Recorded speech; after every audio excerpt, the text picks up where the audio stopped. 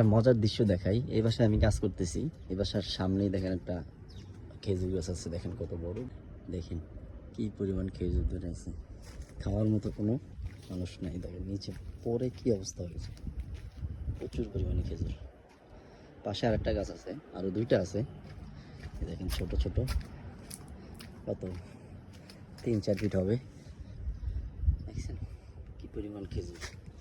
এগুলো অবশ্য শুকিয়ে গেছে, কারণ এটা ছোট তো এখনো ভালোভাবে পুষ্ট হয় না। এই গাছেরটা আবার একটু ভালো আছে, এই গাছেরটা খাওয়া যায়। এই গাছেরটা মোটামুটি দেখেন একদম বিচি গাছের সাথে রয়ে গেছে, খেজুর চলে আসছে, কত সুন্দর। একটা গাছ আছে,